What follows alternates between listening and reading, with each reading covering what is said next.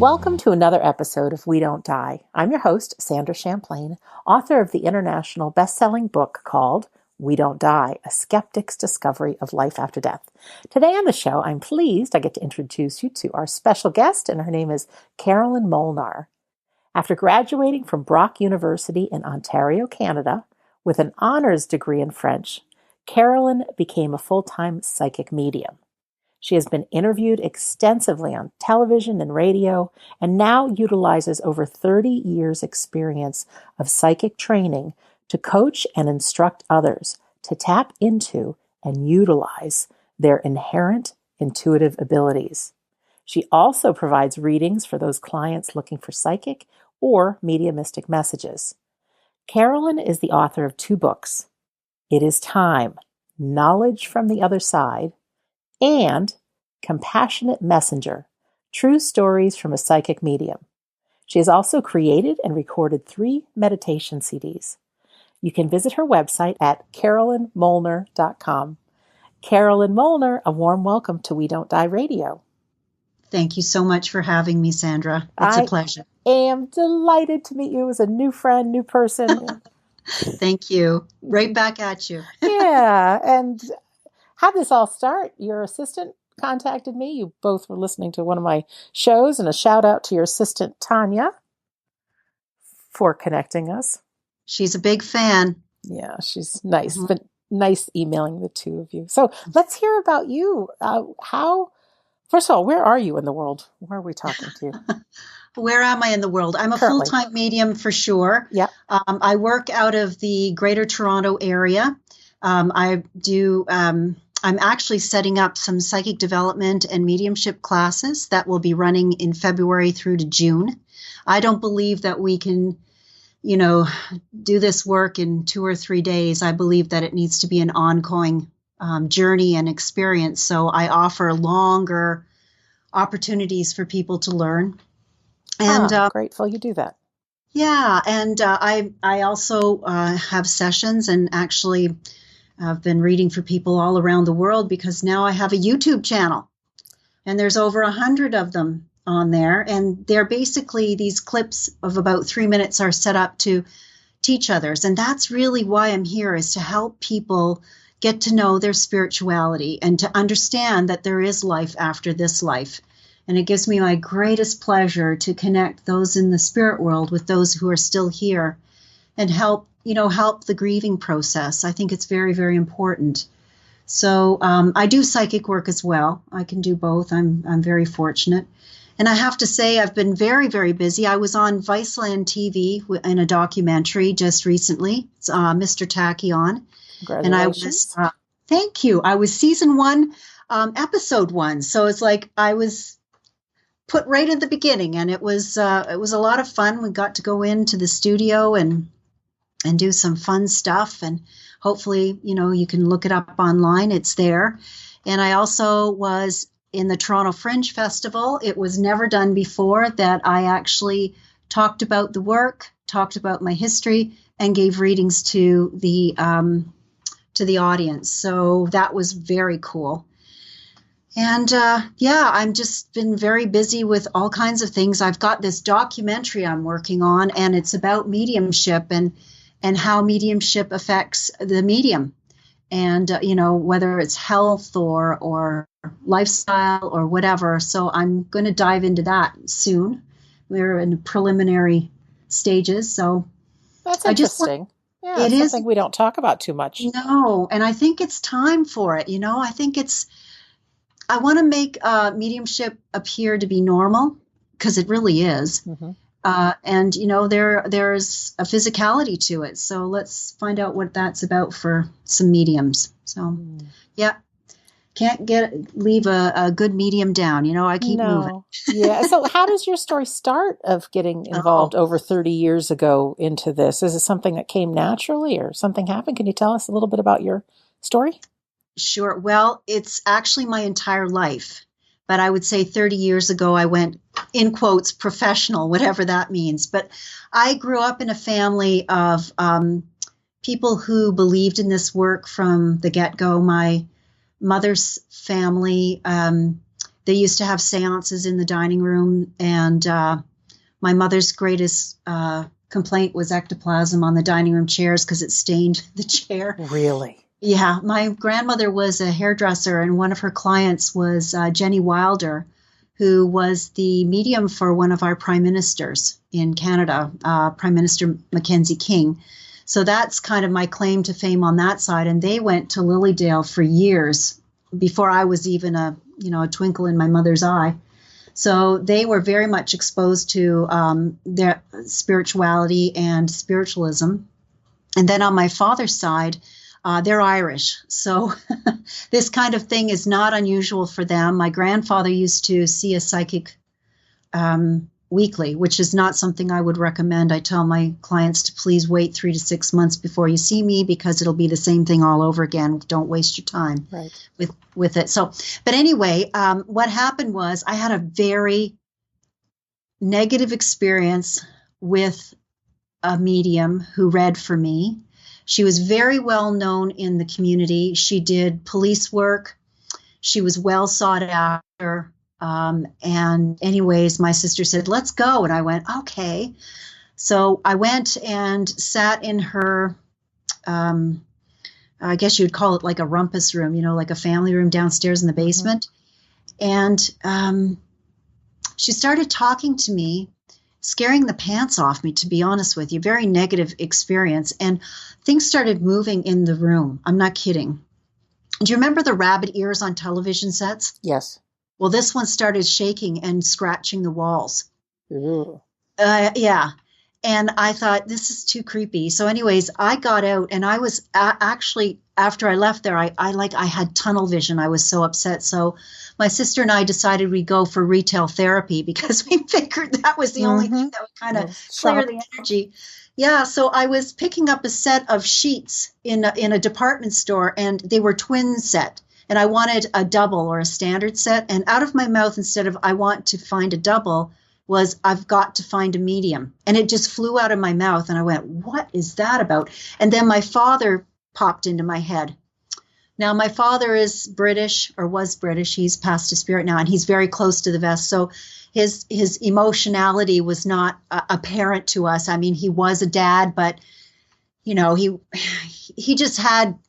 He was a very quiet man, let's put it that way. But I thought, isn't that weird that my dad would pop into my head? So I called him. I said, Dad, help me. This is what's happening. He says, oh, I'll take you to my psychic. I went, my psychic? You go to a psychic? He goes, yeah. So he went with me to meet Reverend Sadie Nickerson, who happened to be a spiritualist minister. And I remember sitting at her table, never met her.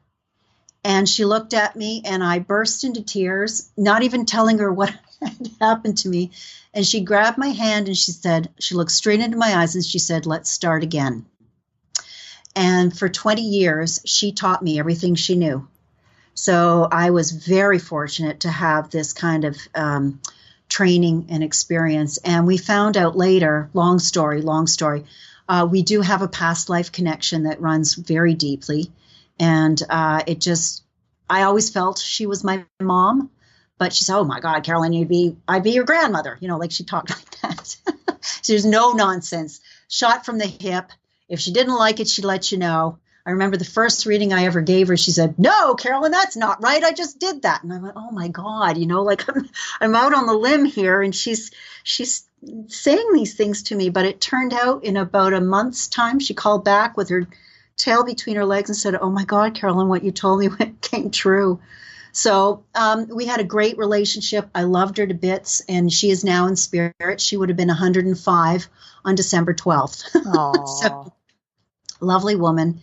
And, I was actually an office administrator by education, not by education, by experience. I mean, I do have a degree in French, and that kind of was set aside while I pursued administration. And at age 40, I was given the pink slip. So I was redundant. And, at that age, it's really difficult to find a new way of even being hired at times is difficult. So what I could fall back on was what I knew, and that was mediumship and psychic development or psychic work. So I just started reading for people. I'd been doing it all my life with family and friends, but never really made it a career. And it just took off from there. And I had actually, in my office in Toronto, I had like 4 classes running and constantly being booked and very, very busy, and opportunity to speak to large groups. I was actually, I worked with Donna Smith Moncrief, who is the author of Medium 7, Yes. Evidence of the Afterlife and Predictions. Amazing woman. We've become friends. And she interviewed me. I was one of 18 Canadian mediums that she showcased in that book. So she had events that I was fortunate enough to be a part of. I was also written up in Psychics and Mediums in Canada, which was a directory of mediums in Canada. So that was something that was really special. But I'll tell you, it's just, if you're doing the thing right, these opportunities will show themselves. Just like with you today, Sandra, it's just been one wonderful thing after another. And I feel so blessed with this work. That's beautiful. When we come from the right place and our heart is in it, and I think when we're focused on service, all good can come from it. If I was trying to make this into a business or a job, or if it was about the money or something, forget it. Yeah, unfortunately, part of the condition of being on this planet is to have money in your pocket so you can have a roof over your head and a meal on the table. I wish it wasn't that way. I wish I didn't have to charge, but if I didn't, I'd have to go find work, and I wouldn't have the time to devote that I do now.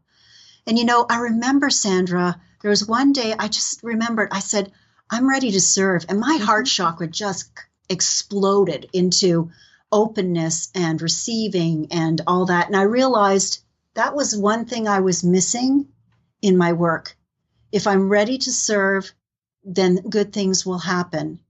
And in the end, my hope and prayer is to just provide relief to people who have lost loved ones. So often I'll have people, in my session saying, does he know that I love him? And, does he know that I was there at his bedside? And I say to them, yes, he knows, because you've been saying it since he's passed to spirit. They can still hear you. And I think that that's part of my job too, is to let people know about how the spirit world works, at least, and what they have told me, so that I can just provide peace to these people, Mm-hmm. And I was on your YouTube channel watching several of your they're short, so they're easily digestible and inspirational and motivating and things. But there are questions people ask, like one of them that I clicked on, and maybe you can share, because it's always a question, is, well, I don't want to just ask, what are they doing over there? But, like, where is it? Because it's, I think there's a lot of people that think I can't talk to my loved one unless I go to a medium. And certainly to talk to a psychic medium, you might get some great details, but it doesn't mean you can't keep your folks in your life on a daily basis, correct? Of course. And what keeps them are your thoughts that go out towards them. It's like a key and a lock. When they know that you're thinking of them, because they can telepathically pick this up, they're right there with you. And you know what?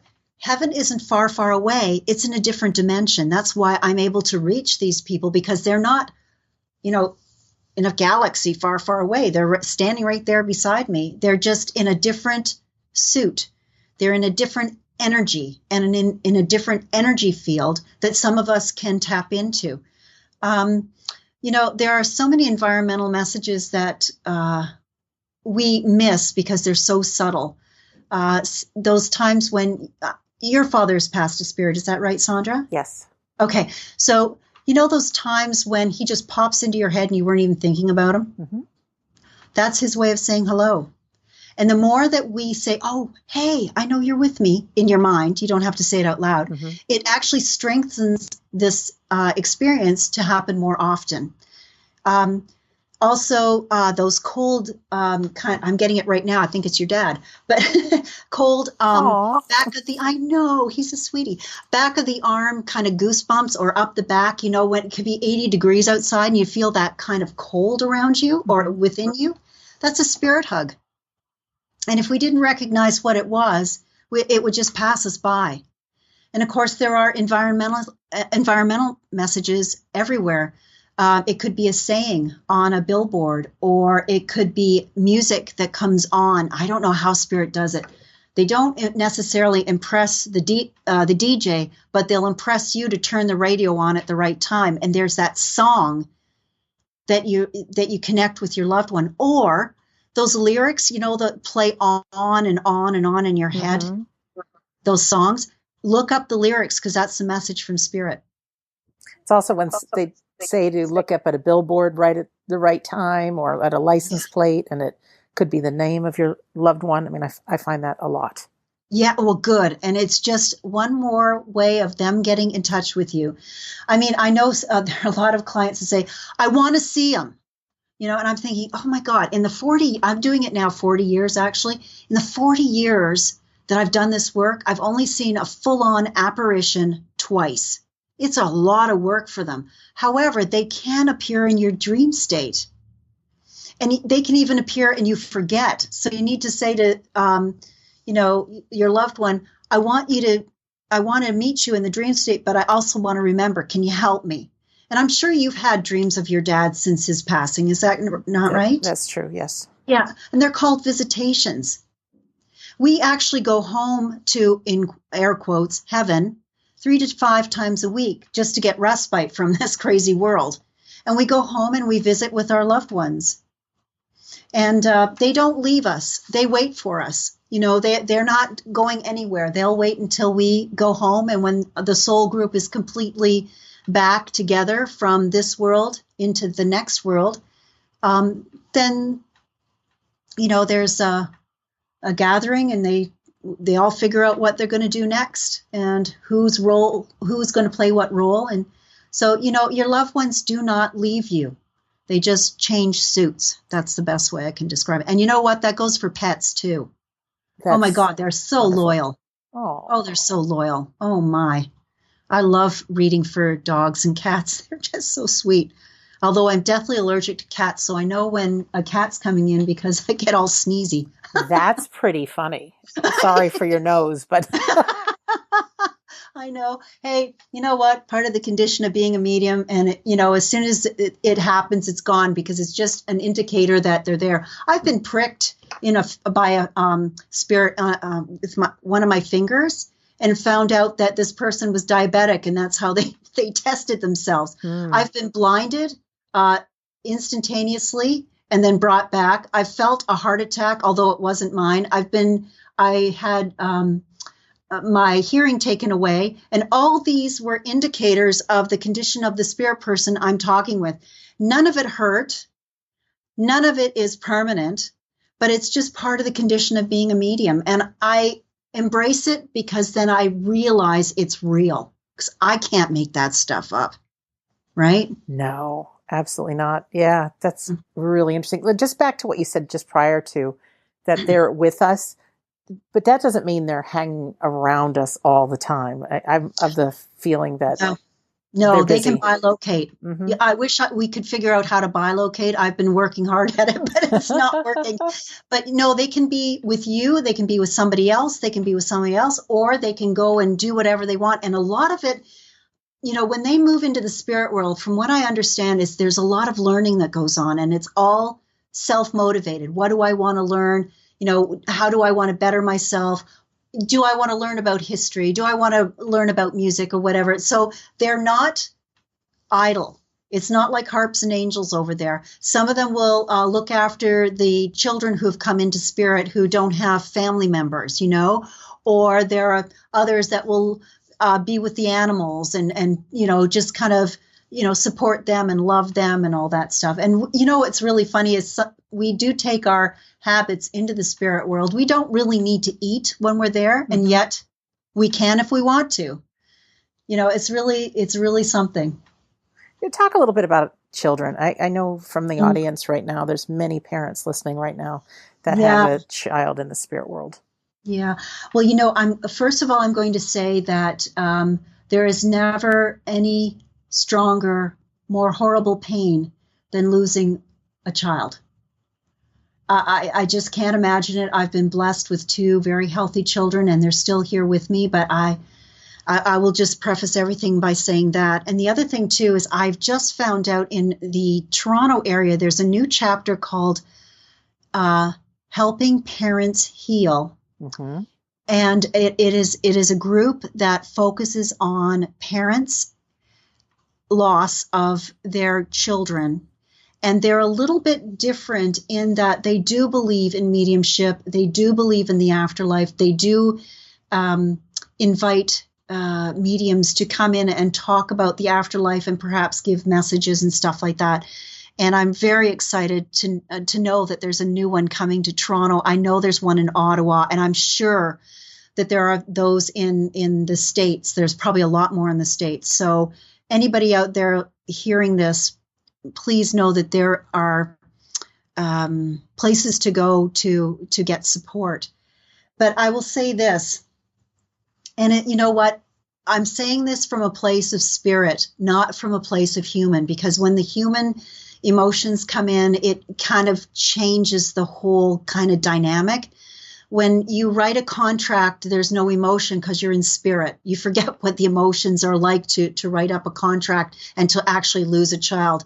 Like a lot of people will say, okay, I'll do this because I want to progress my soul in X, Y, Z. So in order to do that, I need to experience, losing a child young. I know that sounds so awful, but when we realize that life here is not it, it is a hiatus between the real life that we have in the spirit world, mm-hmm. that we're here to learn lessons and to progress our soul. If people can kind of keep that in mind, because I don't want to sound, hard-hearted or anything like that, but I just want to try to explain what I know from the spirit world so that there is a context about it. Everything around us is about learning. That's why we've come to the planet, because we are being challenged 24/7. Every time we make a decision, that either progresses our soul or keeps us straight, in our place. All right, so back to children. Now, there are some experiences in a past life where somebody has left the planet too soon, and it's usually through suicide. So they realize that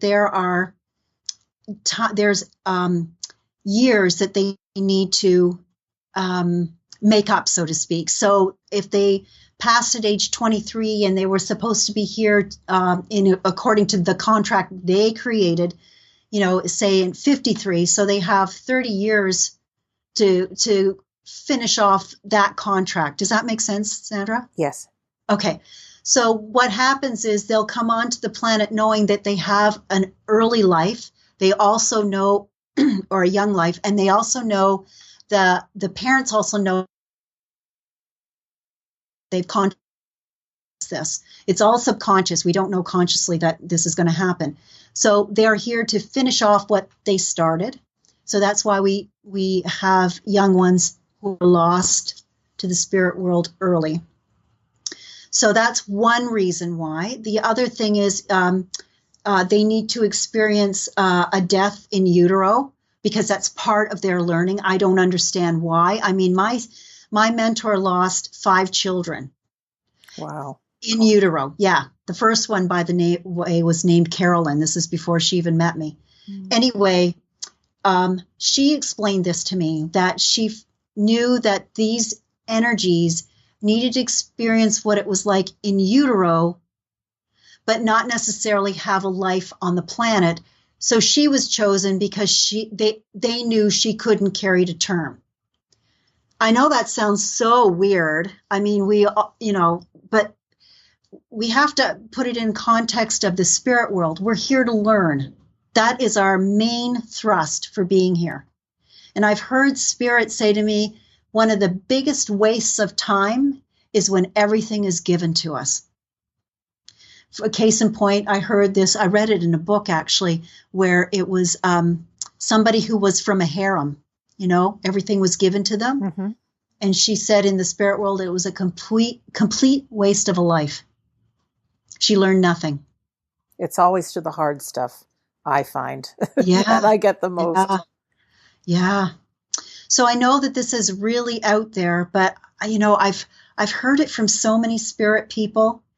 And one of the biggest regrets they have is that they didn't take the chance to learn, that they didn't finish or even start their contract. And when I say contract, it's what you decide to do before you get here. Mm-hmm. And I think, we definitely, as we don't remember what it's like in the spirit world, we don't remember what it's like to be here. So we can write things into our contract that are extremely difficult, but do not appear to be so in the spirit world.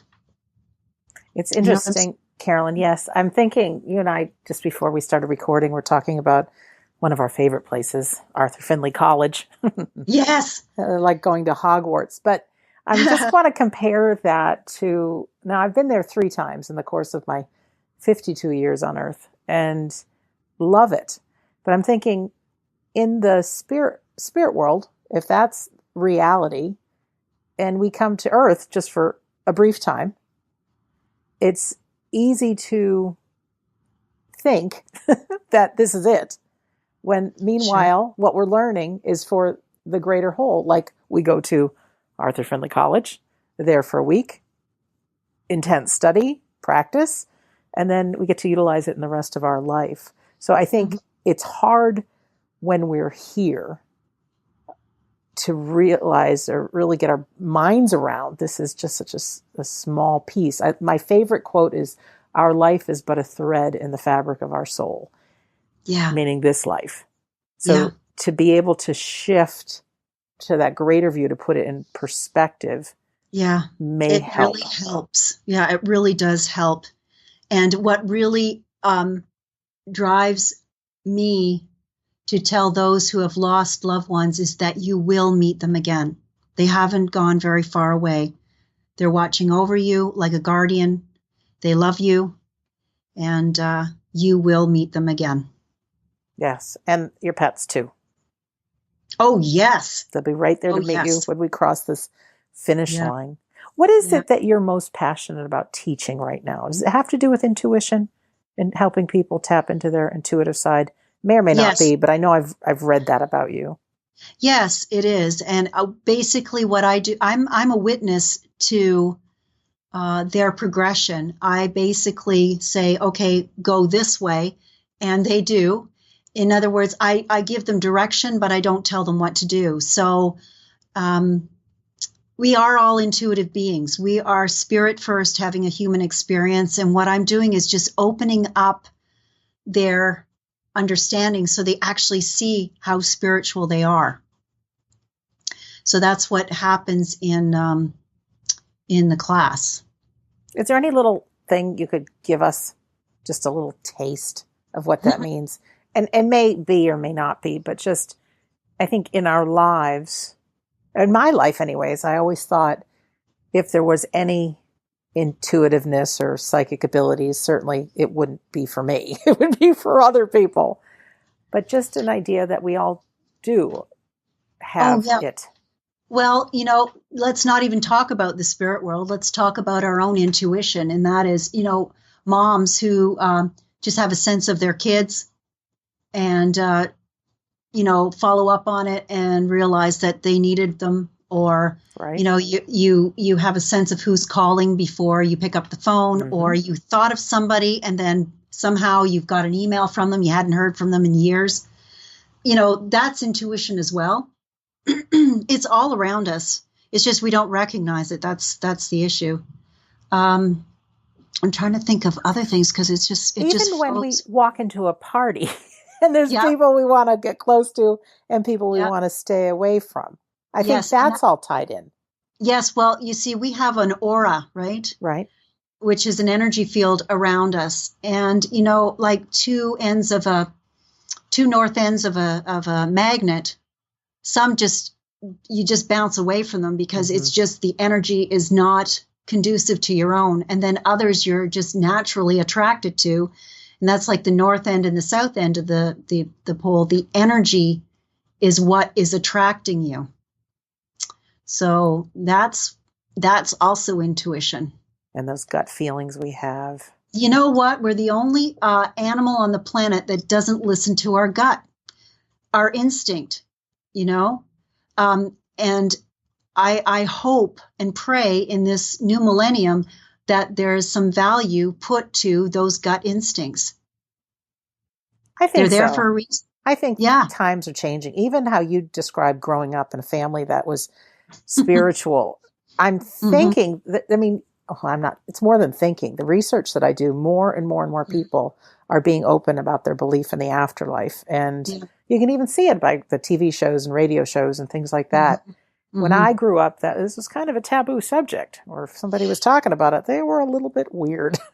Well, you know what? It was taboo for anyone outside of the family. I mean, I had a high school reunion and they're like, "You do what? What?" Right. Because I would never tell them, never.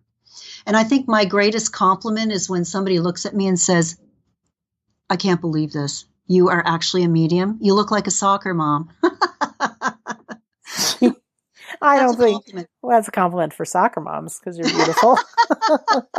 I just look normal, like I don't have big hoops in my ears. I don't have, a bandana on my head. I just walk amongst the normal kind of thing. You know what I'm saying? I sure do. I had a medium predict when I was really young, when I just went for entertainment, psychic medium, telling me about my future. And she told me that I was going to help change the world, have people believe in the afterlife. And I'm like, I don't even think I believe in the afterlife. She's like, well, you will. And she says, you're going to come from a place that's not, this was my words, but it's not the dangly earrings and the gypsy wear and things like that. And I'm just looking at her like, you clearly got me confused with someone else. And off my 19-year-old self went. Yeah. And look at what the 52-year-old self is doing right now. So yeah. And all I can say is thanks, Dad. Yes. Oh, yeah. It's often that when we lose a loved one that we start looking at our spirituality and the afterlife because we just want to make sure they're okay. Yeah. And they are. They're better off than we are. I just got a very great medium reading. And for my listeners that have heard me tell this story, I apologize, but I'd gone to Cobra Hill to sit with the magnificent Stuart Alexander, who's a physical medium. And throughout the course of the weekend, there were different mediums that would get up in front of the room. And this one woman just said, there's a man here. His name is John. Everybody, a bunch of people raised their hand. Daughter's in the room, but so direct as to, he's an airline pilot. He's telling me he's a captain. Oh, he's showing me American Airlines. And then boom, boom, boom, boom, boom, boom, boom. Wow. And to have something like that, and they're not always that specific, I know, but the final message was that my dad wants me to remember the fear that I had of the unknown. Again, these are my words. I can't remember exactly what she said. And the grief that I felt and the love that I now feel, and that he walks by my side and he helps me with the upcoming events that I'm going to do in America. And I'm just like, there's no way you could know this. There's no way you could know this. And it's so reassuring. And don't you wish that for everybody, right? Everybody. And I think too, and I'm so excited that you teach mediumship beyond just a weekend, because there are, and this isn't really trying to blame anybody, but there's people that take a weekend course and then all of a sudden they're charging $300 for a half-hour session as a medium. And I don't know if there's 100% integrity in that. And I love people learning and sitting and training and being developed. And those part-time mediums kind of could give mediumship a bad name with some generalities, whereas the more we train, the more specific we can be. Well, like every line of work, there's always going to be, those who think that they're really good, and then those who are, Right. They will sort themselves out. They do. I'm not worried about it. No. Because really what this work is about is integrity. And that certainly shows very quickly. Integrity and service, for sure. Yeah. I'd like to hear about your books and also your Oh. CDs. What's the first book that you wrote? The first one was actually channeled. It was channeled in 11 weeks. I got together with somebody once a week, and I had a channeling session. I don't channel since. And there were 4 guides that worked with me, and I don't work with them anymore. They're gone because the project's over. And I remember standing at the sink saying, "Oh, come on, guys. I'm stuck. What am I going to call this thing?" And they said, "It is time. Knowledge from the other side." And I went, "Why didn't you tell me?" And they said, "You didn't ask." I know. They've got a sense of humor too. Oh, they do. But it was a book it's like a dictionary of terms. So it has small vignettes of different things that they have a take on. I don't necessarily believe in it, but I wanted to keep the integrity of the sessions. So I had them transposed exact. So that was done, I believe, in 2003. And then in 2010, I was actually approached by one of the largest publishing houses in Canada, out of the blue, called in for a meeting, brought my husband with me because he's a professional writer. And they said, "We would like to have you write a book on your work." And they decided that they wanted short stories. So there's about 20 or so short stories of stuff that's happened in my life as a medium. Just some of all the names have been changed except for 2 chapters. I got permission. Lindsay's story and Bobby's song. Those 2 are the actual names of the people. I got permission from the family. But my husband is a professional writer. So between my words and his word craft, we created this labor of love. It's about a 45,000 word book, and it was created from November to February, edited February to June, and then published in September. So Spirit really had some kind of sense of urgency around getting it out. So that was in 2010. We are actually starting this year Compassionate Messenger 2 that my husband is now crafting on the different blogs that are on the website, and then some new stuff as well.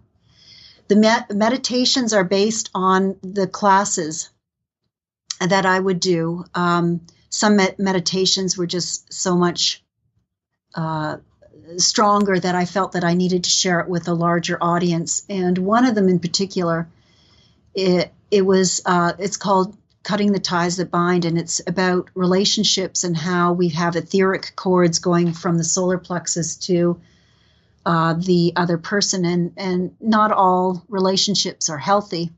Right. And I had a client who was in the medical community. I believe she was an X-ray technician. And she sat through this meditation. It was just something I did off the cuff. Thankfully, I recorded it. And she opened her eyes and she had tears running down her face. And she said, "Carolyn, I have had MRIs, CAT scans. I've had all kinds of tests to understand what's going on with me. And this is the first time in 20 years that I feel okay. The pressure has been lifted off me." And we realized it was a relationship that wasn't working, and she actually cut the tie. And I said to her, "Keep doing it because it's going to keep coming back until it's completely done." But that was impetus for me to share that meditation with others who are interested. So, what are the other meditations? I know I looked at them on your website. I'm digging it up so I can ask you. Okay. There are 9 of them. So one moment, please. No, it's all right. We don't have to go through all 9, but no. I'm on your website, carolynmolnar.com. Yes. Books and CDs. Oh, here I am. Isn't this fun, all this technology? Technology is so fantastic that I think it's easy for us to forget because we're so used to it.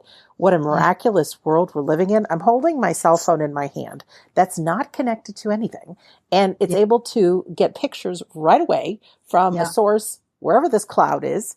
And for us to even question that there could be an afterlife and that our minds can pick up images like our phone can. It's like, of course they can. Well, I say this, just because you can't see it doesn't mean it isn't real. That's true.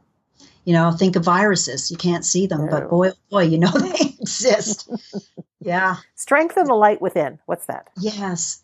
That's just basically strengthening yourself, like your auric field, and just you're meeting your spirit guides is one of them. That's a popular one. People really do want to meet their spirit guides. Of course. I have to tell you though, Sandra, I don't even know the name of mine. I just know they're there. Yeah. Yeah. Because, names are actually a human concept, and they're fine with you naming them whatever you want.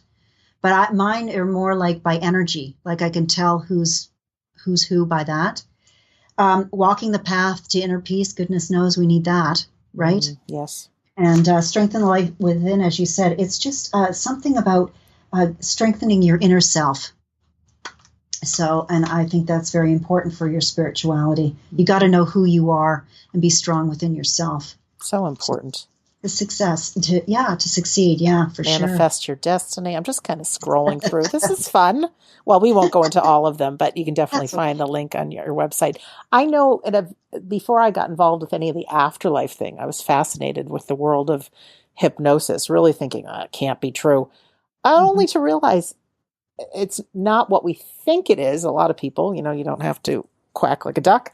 But even thinking of athletes and people that practice visual imagery, and we don't talk about too much on the show, but I do believe in my heart when we can listen to some of these meditation audios, and I'm sure yours is similar, whether it's cutting the cords or strengthening the light, the more we listen, the more the subconscious takes it as reality, and the more we start being that in our daily lives. And I think it's just such a wonderful thing.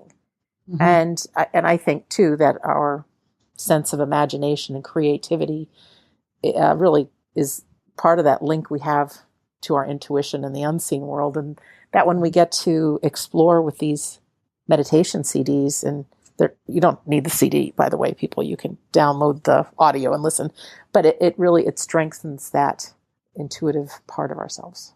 Absolutely. Yes. That's my 2 cents on that. I wanted to go back to something. Now I forgot. Well, let me a couple little notes that I made. You mentioned helping parents heal. They are big, close to us on this show. Helpingparentsheal.org is the website.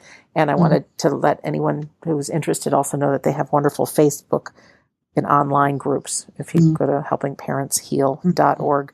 Carolyn, I want to ask you, because people ask me this, what's a few things that you would tell people if somebody says, what's your favorite story? Why do you really believe in the afterlife? Or maybe it could be one from your book. Let me think. There's so many of them. You caught me unawares. This is what I do. I told you. You said it's going to be a fireside chat. I said, it's like sitting on the couch. This is what friends do. Exactly. Goodness, I don't know. Nothing's coming to mind at the moment. That's all right. Just let it sit there, and maybe by the very end. Can I tell you? Sure. Yeah. Can I tell you a story though? Anything. This is with Tanya. Okay. I want to. You know about Transfiguration, right? Well, I do, but I don't know if all the listeners do. Maybe you'll mention what that is. Transfiguration for me is when a spirit actually builds over you, and the face changes to match the face of the spirit person. And I guess I tend to do that. I don't mean to, but Tanya made the mistake of saying, I really want to see Sadie. And we were having fish and chips in a local restaurant, right? And she looks up at me. Her eyes get as wide as saucers, and she bursts into tears. And I'm looking at her, and she says, "There's an old lady on you." I went, "What do you mean?" And she said, I said, "Describe her." And so she described Sadie. I said, "Oh, that's Sadie." "Oh my God, that's my fault because I asked to see her and she's built on top of you and she scared me." And I said, "Don't be scared. She's fine. There's nothing wrong with her." But I thought, here's a perfect example. We were not set up. We did not think about it. And boom, there's Sadie, right? Incredible. And that's a good story. I love that story. And, I don't see spirit like other people do. I can see them in my head, but not be, outside of me. And I've had people come up to me later and say, there's this big white light that's standing right beside you. And I said, yep, that's Sadie. She's very nosy. She wants to make sure I'm doing things right. So, yeah, I love those kinds of stories that people are actually telling me how real it is, right? Which is the most important thing. You can't convince anybody of anything. No. But when you are doing, say, a reading, and then you give them these little tiny pieces of information that nobody could know, then all of a sudden... Now I think of a story. There's a guy that I read for recently, and he's from the Deep South in the States. And he had lost his father. And I gave him as much as I could. I just kept reading and reading and reading. I felt that I was on point, but he just kept going, there was nothing much coming from him. Right. And he said at the end, he says, I have to tell you, I was very skeptical about this work. And he said, you are the first one that I approached because I saw you on the YouTube. And he said, you got my father spot on. Oh. And I thought, you know what? I don't know these things, right? I just pull stuff in from the ether. And if people don't tell me I'm spot on, I have no idea. Right. Because I've never met these spirit people before, right? And I don't know, it was such a wonderful, kind, complimentary thing from a man who really was not a believer. And, I feel I've done what I'm here for, is to help people open up to the spirit world and to their spirituality and to make it real for them. It's beautiful. Thank you for what you do, because it's not just giving somebody a message. I think if we're experiencing grief, certainly that can help our grief. But once we get that your loved ones are, all of our loved ones are still around, all of a sudden it's like, oh, then I'm going to go on. And then, why are we here? And then what is my life for? And it is my belief that having the belief in the afterlife and carrying on relationships with our loved ones, even if we can't see them, strengthening that, it can strengthen our life. And so that last moment that we close on our eyes here on earth, we're not like one of those people that's lived the life of total luxury and has never had any pain. I mean, we really can look back and go, wow, my soul really did grow this time around. And can you imagine going back home being heaven, and meeting up with all the loved ones you've lost? What a party that would be, eh?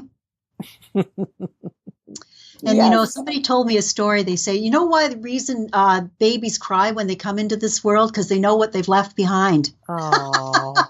Isn't that something? Yes. Oh, there's another story. Can I share with yes. you? Okay. Yes. So there's a young little girl little sister who just had a baby brother. And she was so insistent. I want to talk to him by myself. I want to talk to him by myself. And the parents were kind of nervous about the whole thing. So they kind of set it up that they would have the baby monitor in the bedroom of the infant. And then they let the little girl go and be with her baby brother. And they had the monitor on. So they could hear her creeping up to the crib side. And she kind of rattled the bed, so they knew that she was right there. And she whispered, "Do you remember what it's like?" Oh.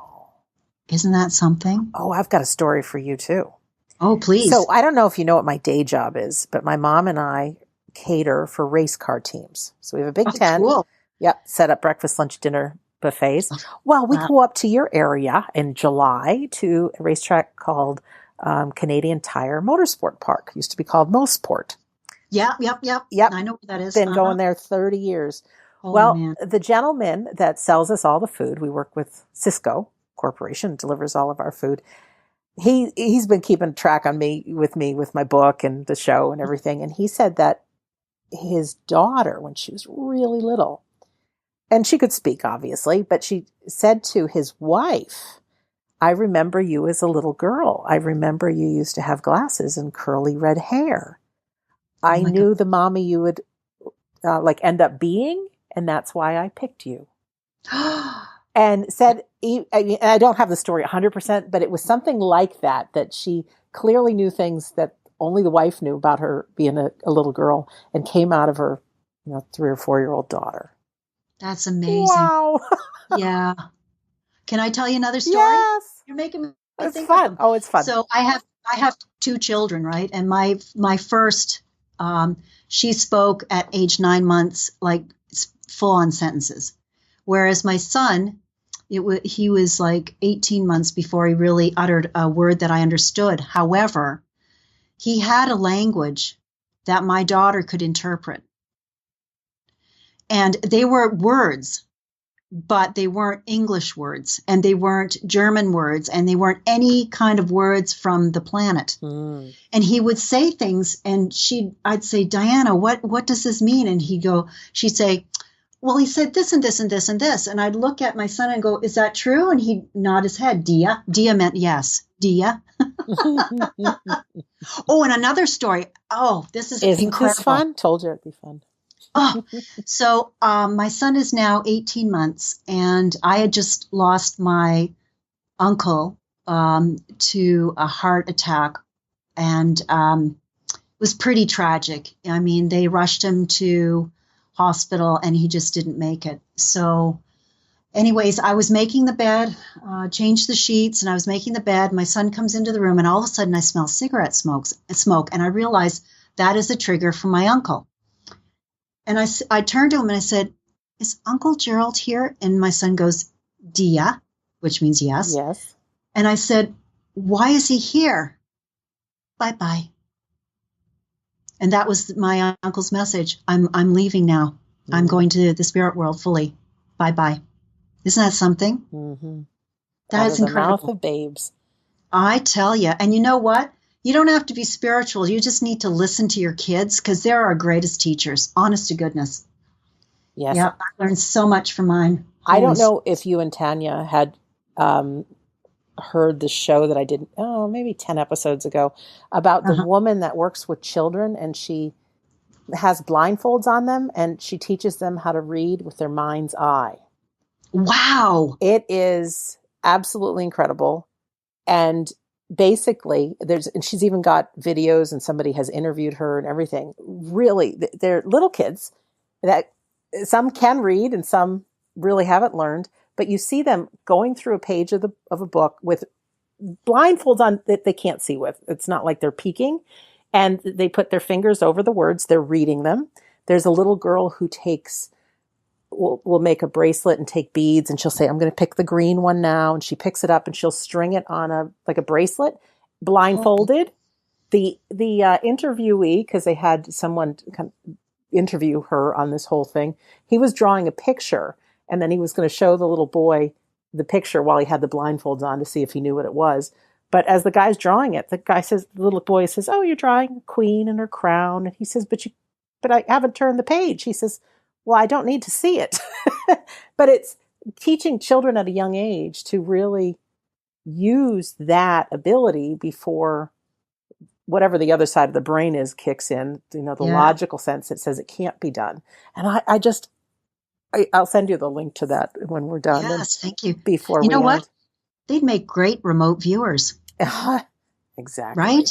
And that's what it's all about. And I think for all of us to, like you teach, tapping into that intuitive side, it opens up so much. So for our listener right now, pay attention to the things that get you excited, because it's because I know there's some people that are really interested in mediumship and want to take a course.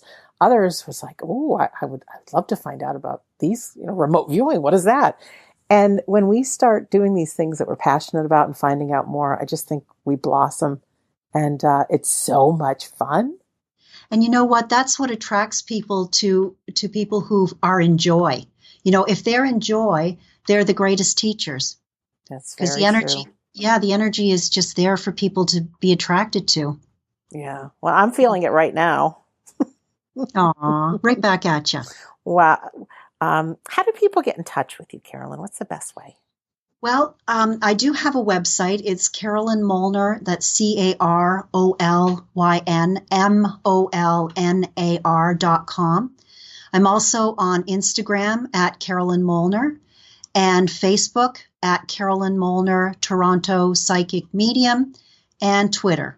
Toronto medium. So, I also have a YouTube channel. Yes, you do. Yeah. And a lot of short videos that are, you have a lot of viewers too. Wow. At one point was 338,000. Oh my goodness. I know. And the Afterlife report put it on its, yeah. So I was up, and you know what the topic was? It made me laugh. What does spirit do in the afterlife? Mm-hmm.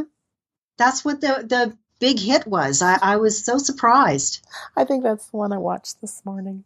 Oh, for you and for our listener, episode 281 with Nicola Farmer is the episode with the gal. It's called ICU Academy. She teaches the children to see with their mind's eye. But she's got some YouTube videos that your jaw will be dropped like, oh my. I mean, you just can't. It's one thing to hear these stories, but to see it in operation, and it's authentic. So anyone go to WeDon'tDieRadio.com, scroll down, click on episode 281, and that's that episode about that. Carolyn, this hour has gone by fast, I know, but it's been a joy talking to you today. Oh, right back at you, Sandra. Thank you so much for the opportunity to just talk about my work. I'm grateful. Me too. And like we said earlier, you get that gut instinct. Well, I got a great gut instinct that you and I are going to be up to some good things together and stay in touch and have lots of laughs as well. Laughter. It's very important. Absolutely. Well, let me know when you're going to be at Mossport or wherever that new name is. Canadian Tire Motorsport Park. But it's the same racetrack, CTMP, they call it. Yes, I sure will. And for our listener, once again, CarolynMolnar.com is her website. And it's easy enough, however you are listening to this episode, just scroll down to the description. And I have a live link so you can go right there and check out her books and her CDs. And I'm a big fan of that kind of thing. Anything that we can do to empower ourselves. It's so easy, I think, for all of us to get busy in our own minds. I'm just as guilty as this, whether we spend too much time alone or whatever, that our brains can try to convince us of things that aren't true. So jump on an episode of We Don't Die Radio, pick up a book, even be on a great group on Facebook. A shout out to We Don't Die listeners Facebook group right now. It's over 4,000 of you, and I thank you for listening to the show and supporting each other within the Facebook group. But it's great to get out of our own minds and engaged in something.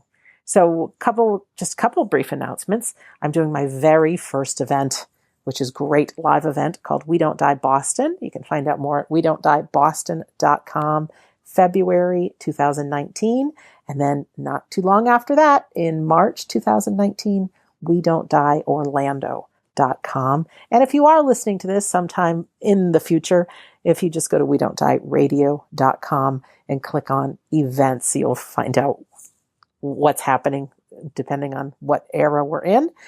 And all past episodes are there. WeDon'tDieRadio.com. Lots of free giveaways, some good help for grief, and a PDF file called My 19 Reasons to Believe in the Afterlife. So in closing, again, always happy that I get to be your host on We Don't Die Radio. I do believe that life is an education for the soul and that your life here on earth is important. And it's hard in the tough times to realize there might be growth for the soul going on. But like Carolyn said, it comes in the tough times, and we don't get as much value if our life was just kind of like flatlining, all good all of the time.